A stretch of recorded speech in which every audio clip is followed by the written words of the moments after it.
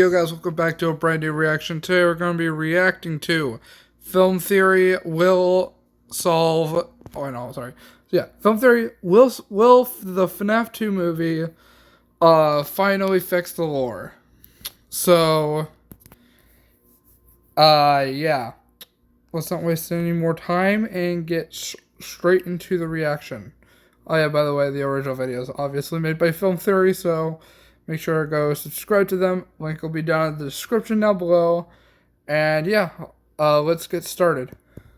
We finally have some answers. The last Five Nights at Freddy's 2 trailer just dropped ahead of the movie's release in December, and let me tell you, this one actually gives us some closure on questions the fan base has had for years. Okay. Hello, Internet! Welcome to Film Theory, the show that's creeping through an abandoned pizzeria in the dead of night. I really hope I don't get jump scared by the subscribe button.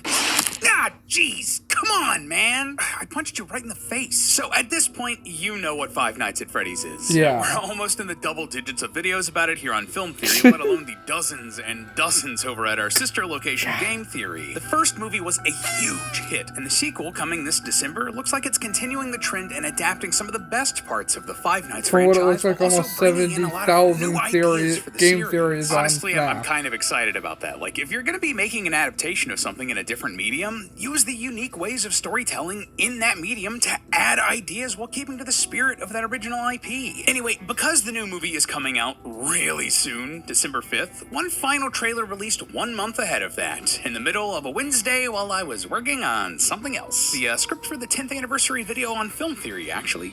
Man, FNAF, it's making me delay that until January. Just how on brand for Theorist is that? Apparently, this trailer was leaked, in that an unlisted copy was uploaded and sleuthy fans found it before they were supposed to. I have to wonder if that forced their hand or if they always meant for this to come out on the 5th, but who knows at this point. So, of course, I had to drop what I was doing to try to break down this trailer, since we've done it for every other one in this franchise. It's kind of like an ongoing series for us here on Film Theory. Anyway, loyal theorists, this trailer was interesting. Why? Well, I was shocked with just how much they showed here. Like, if you dig into what they show and the meaning of what's on screen, they answered a lot of questions that have lingered in the fan base for years at this point. It makes me really excited for what this film is going to do when it's fully released. But I'm excited to watch it, not gonna lie. See what secrets are hiding in its I'm gonna be watching it on the night of its release. We're going into this haunted pizzeria. So we either start night with or the day shot of of its Vanessa release. waking up and Mike asking her about her dreams on their little date night from previous trailers. By the way, just like the last movie, I will make my review on it after the movie comes out. But this time, unlike last time, I will make a spoiler-free review, and then I'll make a spoiler review. Tell me about your bad dreams. We then hop to a sequence where so if you guys want to check out the spoiler-free review and not get any spoilers, you guys can do so, and I'll make for those who have already seen the movie, can watch the spoiler review. That we are in a dream. We then see Vanessa hiding in this dream in a closet or under a bed or something, and a little bit later we see Afton grab a knife in this dream similar to the one that he uses as Spring Bonnie. If they are legitimately trying to give us an origin story for this knife, or that'd why be he awesome. uses a knife, I'm gonna lose it. Freaking the MCI. Vanessa opens a closet in her apartment or awesome. house or whatever and pulls out a box clearly full of stuff from her childhood. And guys, we finally know what's in the box. Real talk though, this box looking similar to the mysterious one from the games had to be intentional, or at least a fun nod. I see you, Scott. It's probably just a reference. Anyway, the next shot is Vanessa putting out a bunch of toys, almost as if she's displaying them. There's some marbles, a small book, what looks like a little mirror, and Garrett's plane. Yeah, you know, Mike's little brother murdered by Afton. The toy plane that he had in the first movie that we know was given to Vanessa. I have to wonder, are these all things from her childhood, or maybe something darker? Like, were these items taken from Afton's victims and given to Vanessa, like the plane was? That would be incredibly creepy and just totally in line with this franchise, man. And I also have to ask, why is she displaying them here? Like, it could be that she's trying to get through things emotionally or confront those bad memories, but maybe she's trying to summon a spirit, like the spirits of these kids, or maybe what I think father. is like she's trying to like communicate with the spirit of Charlie, with the relics of the items that the dead spirits had. or if it would when they work were with the alive. story, but it did come to me and I wanted to share that idea. Over all of this, we hear Mike say, We're never going to be able to move forward until you deal with some That's of the mess my you left in theory. your head. this is interesting because it sounds a lot like what Vanessa was dealing with in Help Wanted and that whole era, where Glitch Trap was Wait, a what- sort of wait, what did you say? Move forward until you deal with some of the mess you left in your head. This is interesting because it sounds a lot like what Vanessa was dealing with in Help Wanted True. and that whole era, where Glitch Trap was a sort of AI infecting her brain and all of that jazz. But instead of using the weird new era stuff with AI and making it all confusing, we're just using a lot of the paranormal reasoning from the earlier, simpler, and frankly more popular parts of the franchise as a jumping off point. Yeah. Again, this is just another example of taking stuff that Because the worked games from are every way era too of the complex, franchise not and gonna pushing lie. it into these There are movies. certain Next up, games we that cut come to a scene of later Mike and talking to a but man, are looking over supposed to various be pictures earlier and in the certain newspaper clippings timeline. regarding Afton, I do plan to girl, make the pizzeria, and my the own murder. Five Nights at And let me Freddy's tell you, when I timeline saw this scene, at some I got point, but super excited because clearly this guy is supposed to be Henry Still gotta Emily, work on Afton's that. business partner from the game franchise and father Yeah. of Charlie Emily, the girl that possesses the puppet in the games, who we believe will do the same here in the movies. Yep. There are plenty of reasons that this guy is Henry. Like, first off, he has a picture of a girl we've identified as and Charlie. thanks to new FNAF news caster Johnny Blocks,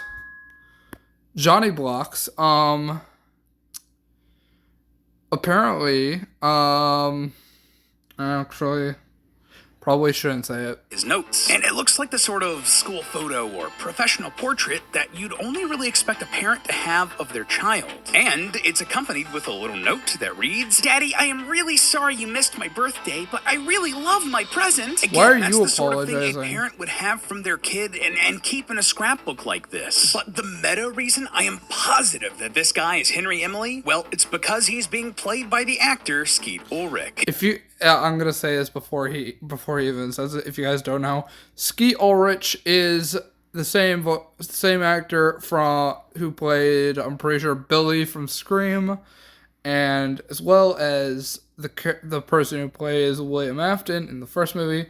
And inside the second movie is Matthew Lillard, who played Stu in Scream, and they were and what I can remember, they were partners in crime as two ghost faces, I'm pretty sure. From my knowledge, my brother, he knows a lot more than me about that, so I'm more the FNAF guy, he's more the Scream guy, so... If you don't know, Ulrich is an actor with a lot of history in weird, supernatural, or adjacent film and television. He had a main role in Riverdale for years, he was a jerky jock in The Craft, and most importantly for us, he was also the boyfriend character Billy in Scream. That's Yeah. significant for a couple of reasons, mostly that Billy turned out to be the Ghostface killer in Scream, and that he wasn't working alone. Billy committed those crimes with his best friend Stu, played by none other than Matthew Lillard. They were friends The same and partners person in who plays crime William in that Afton. movie. And given how much of a face Lillard has become for Afton in the FNAF series, I absolutely see the studio and filmmakers getting Ulrich for the part of Henry Emily, Afton's business partner, as a nod to Scream and a good stunt casting that horror fans would love. And to be clear, this is not me saying that Henry in the film is like a co-conspirator in No. all of Afton's murders or anything like that. Only that they were partners in making the animatronics. Now, talking Yeah. about this actual moment in the trailer, there are lots of small details I wanted to mention and break down because they're eyebrow-raising at the very least. First of all, the shirt Charlie is wearing in this photo has black and white stripes. Once again, A nod to, the black and white stripes around the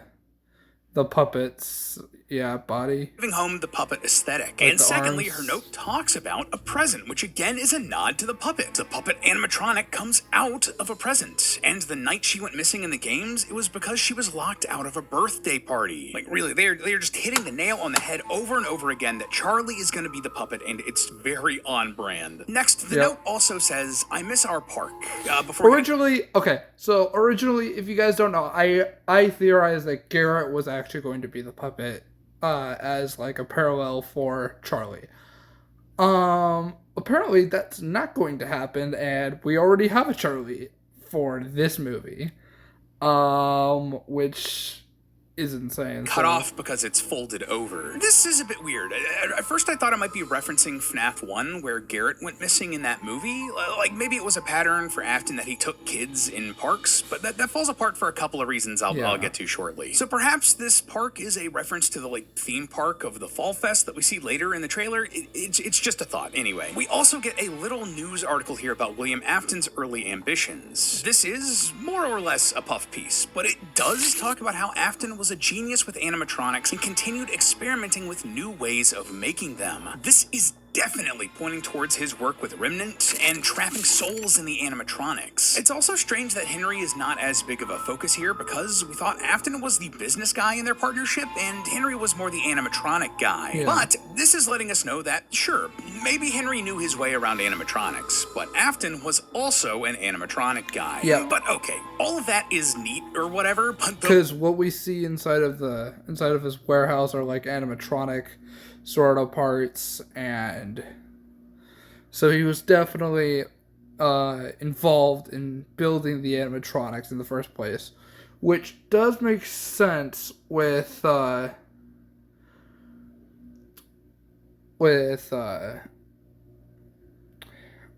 first movie when he was talking to them. Big thing we learn here, and the thing that made me and Tom light up like animatronic Christmas trees, this line right here. It wasn't until years later when those 5 children went missing that I knew she was murdered. So this might just seem like a normal trailer line, but this is actually huge. Why? Well, it confirms that Charlie died first before the other murdered kids. This was something we were pretty sure about for a while thanks to the books. Like Charlie died in 1983, and thanks to the Silver Eyes trilogy and Into the Pit, we knew that the other kids died in 1985. Yeah. But then Help Wanted 2 came out and threw all of that into question. Yep. In that game, there are a set of gravestones you need to interact with for one of the endings, and if you light the graves in a certain order, you get a collectible. And to do that, the puppet's grave was the one you lit last, implying that she died last, and throwing... Which, personally, that doesn't make any sense to me. It would make more sense if Charlie died first. Personally. Only because it would make sense if she died first, and then she would be the one to help the spirits move on into the animatronics, and possess them later on. That would make more sense. Everything we knew into question. Whatever. So this right here is absolutely an example of Scott using these movies to set the record straight, and man, I'm so here for it. After all of us here at Theorist and in the FNAF theorizing community struggled for so long to get straight answers, it's so satisfying to finally have some. Next, we then cut to Charlie, tears running down her face, screaming as she holds a boy in her arms. We're definitely in the pizzeria back when it was at its peak here, given that we see a birthday party sort of situation going on. This whole sequence seems to be a continuation of another shot from an earlier trailer where we see this same boy in the pizzeria as Afton in the Spring Bonnie outfit peeks through a door to look at him. So a couple of thoughts here, like did Charlie just witness this kid almost get murdered and that's why she's crying? Or maybe, giant swing here, but are they both already dead? Yeah, probably not. Everyone is looking at her when she screams, but it would be a the cool kid is definitely alive type of reveal if when she puts the kid down we see like a stab wound or something. But more importantly than that, I'm pretty sure that this is right before Charlie is killed. Earlier in the trailer, Henry says this. Everyone called it an accident. Everyone called it an accident. And here we see Charlie standing on a little platform. If I were to guess, this is where the puppet would come out during performances. Oh, and also, again, they're emphasizing the stripes on her sleeves here. I love how consistent that is. So putting the pieces together here, this platform is likely a trap door, and she's about to fall through and into the machinery of the puppet animatronic. Something everyone would think was an accident. Notice how the other kid is suspiciously not on this platform when it focuses on Charlie. It is amazing how right he is. Because, okay, I found a leaked image. If I find it again, I could show it, but it was about Charlie falling into the puppet's arms. Like, the trapdoor would open, and Charlie's limp corpse would fall into the puppet's arms as the puppet rose back up. And everyone would see the puppet carrying Charlie's dead body. That's a leaked image I saw.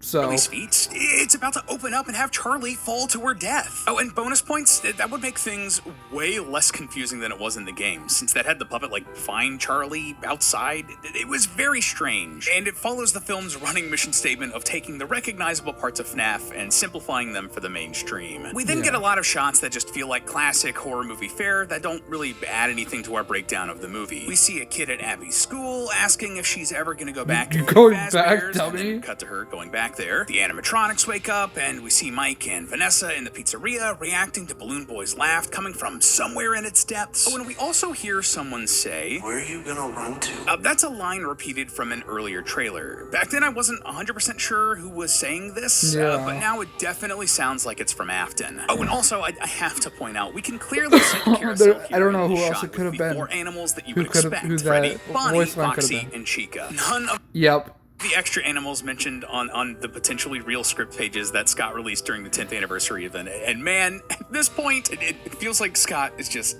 toying with me.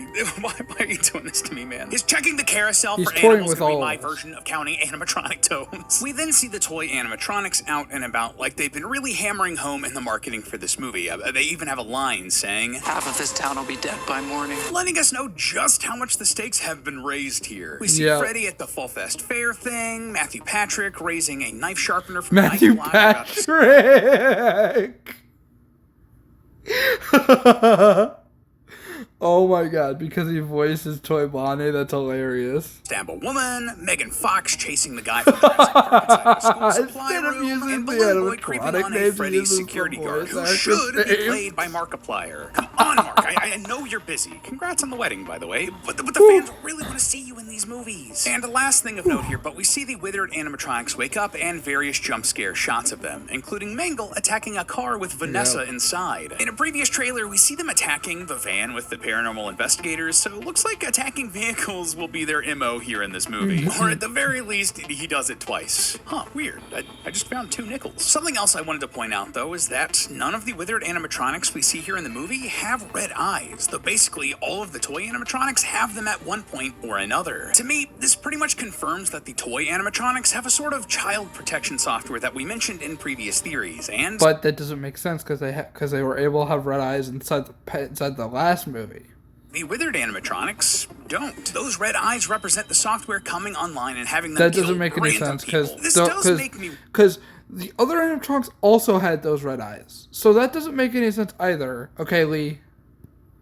wonder, though, if the toys are just robots that seem to be corrupted, perhaps the withered are connected with the spirits from the first movie, or new spirits entirely? It's just a thought. Now, those are the broad strokes of the trailer, and most of our learnings from it. But, of course, it's a FNAF trailer, and there's deeper meanings to be found here. And probably the most important thing that I picked up from this trailer was that it really seems like this movie is going to be answering a lot of questions that the series has asked for a long time. When young Vanessa is having this scary dream about her dad in the trailer, we see a bunch of images of a workshop. There's a bunch of animatronic equipment, as well as like medical tools you might find in a doctor's office or hospital or whatever. Now, there's a lot of dust on this medical equipment, so if you ask me, this actually isn't connected to the dream at all. This is something I think the characters are going to find in the present day, and it just like matched the tone for the rest of the trailer, so, you know, they pulled trailer trickery and shoved that together. But that's neither here nor there. No, the big thing I wanted to focus on here was this. We see designs for a Freddy Fazbear animatronic on some... Yeah, I noticed that too.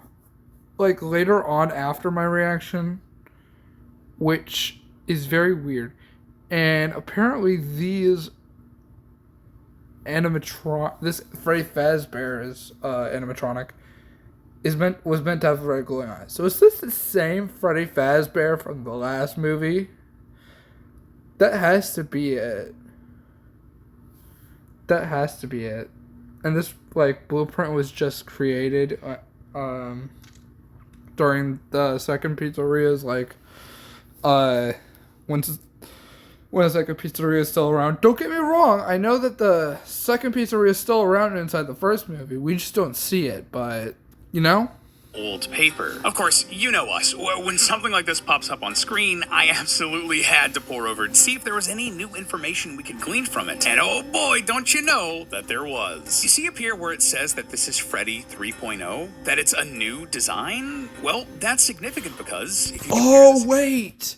Freddy 3.0. So, does that mean that Fredbear doesn't exist? Or... Oh, no. I don't know. Because if Fredbear wouldn't exist, what's the deal with Golden Freddy then?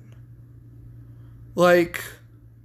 all the other That Freddy doesn't make animatronics sense. we see in the film series, this lines up most with the Freddy Fazbear from the first Yeah. movie. The main Freddy, the classic Freddy, 'Cause not the with withered the or eyes toy glowing, Freddy yeah. designs. You can really tell if you compare the jaw Because designs. it looks more like that Freddy.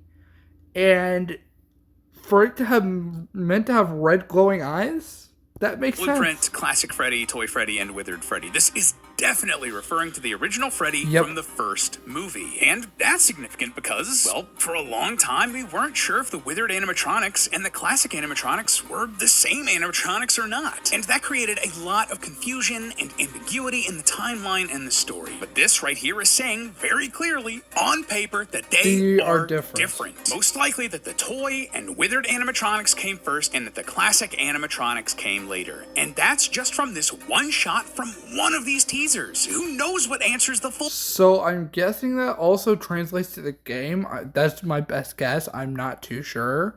movie's gonna give us? This might seem like I'm making a mountain out of a molehill. Like, this isn't really that big a deal, right? But this is really emblematic of not only this movie series as a whole, but honestly, where the entire FNAF franchise is right now. Yeah. Here, check this. But looking at the writing credits of a lot of the major FNAF projects over the last few years, you'll notice a little bit of a trend. For Security Breach, Scott wasn't really credited as a writer, and that's probably why the story was a bit frustrating, Makes both sense. for us and for Scott. After Yep. that, neither the DLC for Ruin or Help Wanted 2 had credited writers, but the first movie had Scott, Seth Cuddyback, and Emma Tammy, the director of the movie, all as writers. And in more recent projects, well, Scott was the main writer along with Steel Wool co-founder Jason Topolsky on Secret of the Mimic. And Scott is the only writer on this new FNAF 2 movie. And what that tells me is Honestly, I feel like Scott has to be one of, if not the main writer for all of the future movies,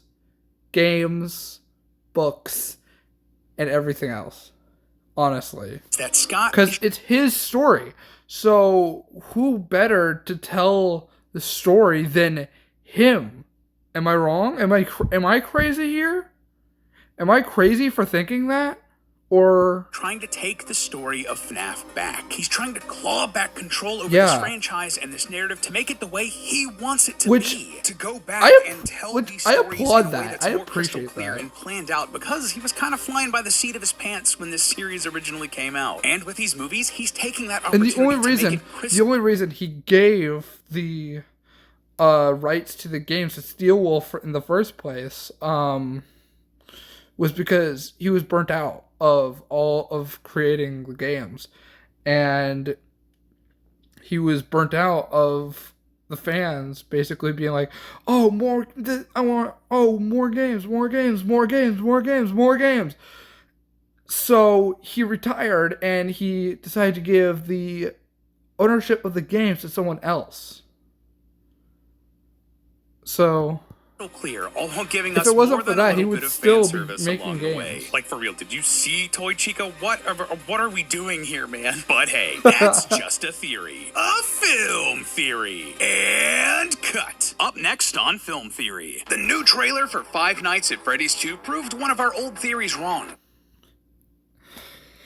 Anyways, guys, if you guys like this reaction, make sure you have a big fat thumbs up. Subscribe to the channel if you haven't already. And I'll see you guys in the next video and or live stream. Peace.